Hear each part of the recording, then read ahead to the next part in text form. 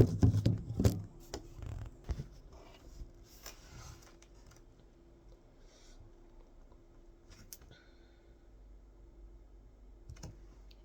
you ever spent hours on your phone just scrolling? You look up and it's midnight? How is it that so much time passes when we enter the online world? Even if one is not on social media, just how much time does the average person spend on their personal device? Octavio from Net Psychology and the article entitled Social Media Addiction states that the average person touches their phone approximately 2,617 times per day, with heavy users reaching as high as 5,427 touches daily. Now that is a sobering statistic. The purpose of this speech is to, if not alter my audience's attitude towards social media, then at least to spread general awareness of what it does to people. Why is it so addictive? What does it trigger in our brain? What can the average person do to modify their relationship with social media? This topic is one that no one really wants to think about or admit to. The average person would rather damage their brain and get a temporary thrill than turn away from that rush. Being informed about this topic of social media, why it's so addictive, and the reasons to stop is of the utmost importance. I personally choose not to have social media, as I have watched many people, ranging from close friends to strangers at restaurants, be so consumed in the endless scrolling that they completely lose connection to the crowd of people right around them. I have done my research, and I am at the place I wish to bring my audience to as one that does not have social media and enjoys many in-person relationships. So today I'll speak of the basics why social media, in particular TikTok, is so addictive. I'll speak of how social media affects the reward center in our brain, and why the average person should consider loosening their relationship with social media. For the purposes of this speech, we're going to zero in on TikTok as our addictive social media platform. The National Library of Medicine states that TikTok has one of the most advanced algorithm systems and is the most addictive as compared to other social media platforms. Social media platforms are engineered to reel us in and keep us watching. The NLM goes on to reference another source where they speak of time disorientation, known as the flow experience. They explain it as an inner feeling of enjoyment, concentration, and time distortion. This is part of how we lose track of time on social media. Social media is just like any other kind of substance addiction. It has the power to drown everything else out if we continue to feed it as most do. However, users do not do all the work. TikTok was equipped with advanced algorithm techniques for video recommendations of users.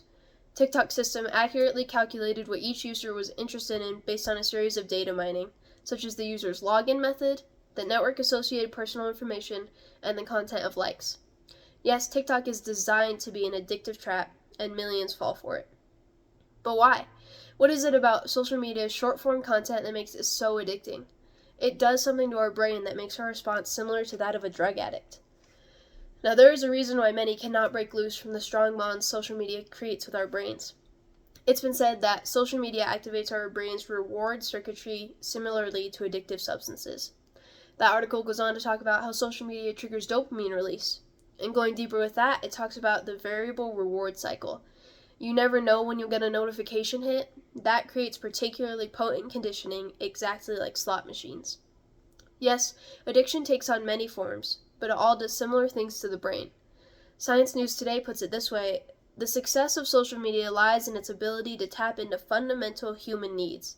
Social connection, belongingness, recognition, and self-expression are all essential aspects of human motivation. These platforms provide immediate, tangible forms of these rewards. Many people would argue that each individual has a basic need for family and connection. Social media has imitated this familial connection with the tap of a button.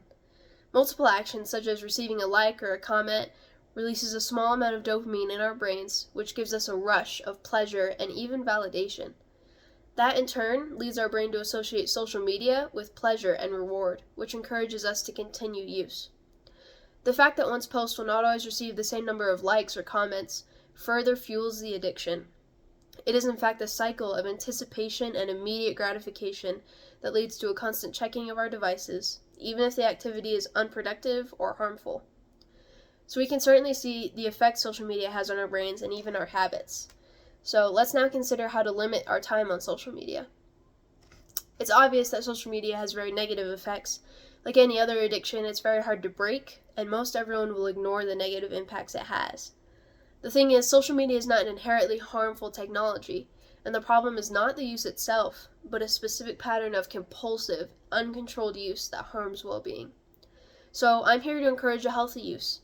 One source suggests practical harm reduction tactics like turning off notifications and setting strict time limits. I completely agree with these ideas. They're completely practical steps that can ensure a healthier relationship with social media. Turning off notifications while at work or school can help ensure focus and can help to lessen time spent on platforms like TikTok or Instagram.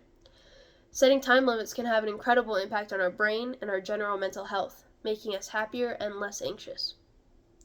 So as I start to wrap this speech up, I'll briefly remind you what we talked about. I talked about why social media, especially TikTok, is so addicting, what social media does to the brain, and how the average person can spend less time on social media. This issue is one that not many people want to stare in the face, because it's easier not to. Part of what makes this topic so important is that it is almost always overlooked, and that makes it dangerous. If no one validates the concern and the problem, no one will put forth any effort to change. Yet, we must make the effort in hopes of improving our personal mental health, reducing anxiety, and breaking the doom-scrolling cycle so that each of us can cultivate more positive emotions and more time for real-life friendships, which are so beautiful. So, I implore you to chase something harder than clicking a button. Do your utmost to work hard, struggle for, and enjoy your relationships. You may find that instead of leaving you feeling empty, they build you up and make life so much sweeter. Thank you.